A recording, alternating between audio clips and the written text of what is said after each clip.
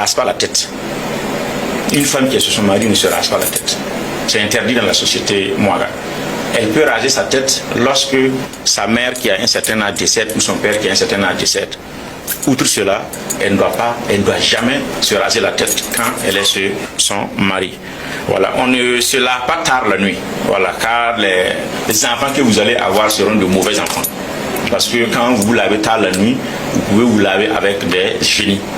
Et généralement, ils laissent leurs enfants avec vous et prennent votre progéniture. C'est pour ça que c'est interdit de se laver tard la nuit. Mais quand on dit tard la nuit, c'est pratiquement à quel moment, quelle heure par exemple? À partir de 22h en allant, on ne doit plus se laver.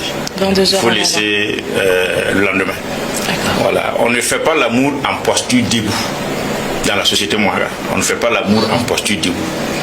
Il faut toujours prendre les commodités nécessaires. On ne fait pas l'amour également avec sa femme et ça coïncide le braiement d'un âne.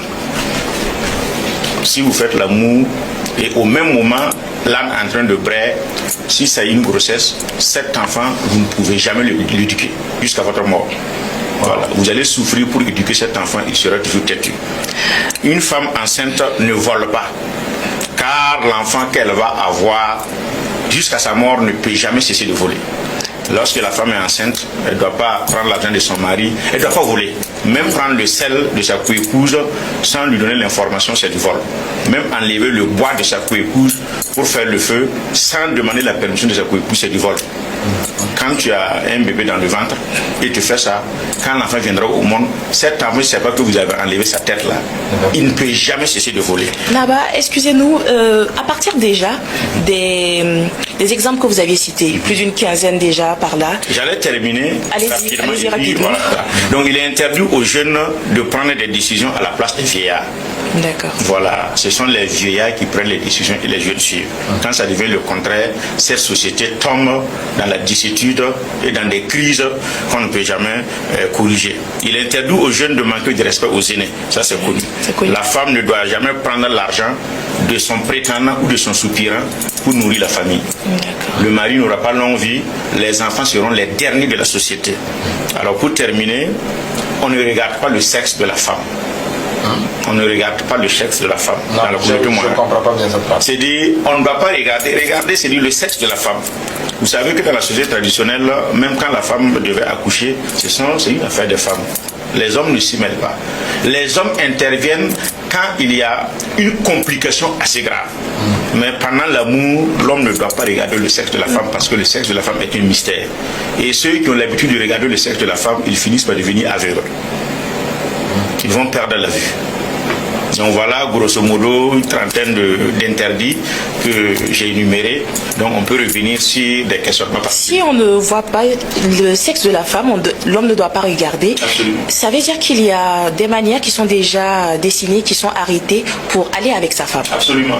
Okay. Pour aller avec sa femme dans le temps ancien, reculé, il faut dire que c'est tard la nuit, où les gens ne marchent plus comme ça, où presque tout le monde est au lit. Et on arrive, même s'il y a la lumière, on l'éteint. Et ça passe dans l'obscurité. Dans l'obscurité. Et souvent, on cherche une couverture noire pour se couvrir, ajouter et tâter et faire ce que tu as à faire et que tu lèves, tu circules. D'accord. Et quand cet enfant vient au monde, si ça coïncide que c'est une grossesse, ça sera un enfant humble, un enfant intelligent. Ce n'est pas un enfant qui peut vous regarder droit dans les yeux. Et c'est un enfant, il ne fait pas quelque chose deux fois. Tout ce qu'il veut faire, ça réussit. Vous confirmez que tout ce que vous dites concerne la tradition? C'est la tradition, moi, exclusivement. Parce qu'il faut parler de ce que je sais. Je ne peux pas étendre ça à toutes les communautés. Mais c'est spécifiquement pour la société Mwaga. Mais pensez-vous aujourd'hui que les Moussi prennent au sérieux l'ensemble de ces interdits-là rapidement Mais malheureusement, si vous regardez, ce sont les jeunes qui meurent. Est-ce que les vieillards meurent? C'est parce que les gens ne prennent plus en compte certaines considérations. Puisque cette éducation était inculquée aux enfants pendant la circoncision ou l'excision. Malheureusement, l'excision n'existe plus. Il y avait une école, ce qu'on appelle le Kyo. Voilà. Et moi, je suis le ministre de cette école, le ministre de l'Éducation.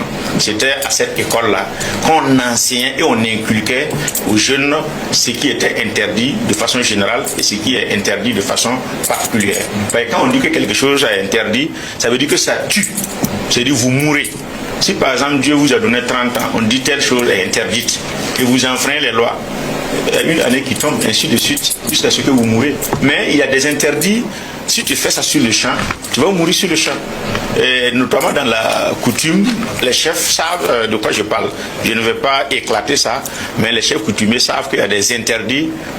Si tu enfreins, c'est le trépas directement. Sans appel. Voilà. D'accord, mais vous dites qu'il y a eu une évolution justement dans la tradition et tout, mais est-ce dire qu'avec le temps les conséquences aussi ne sont plus les mêmes, vu que les jeunes ne respectent plus tellement l'ensemble de ces ordres-là? Non, il y a ce qu'on aime dire en moré, le yidgou, le bénéfice du doute. Quand vous ne savez pas, ou bien vous ne connaissez pas certains interdits et vous les enfreignez, et souvent il y a ce qu'on appelle des circonstances atténuantes. Mais quand vous êtes au courant et vous les enfreignez, il n'y a plus de circonstances atténuantes parce que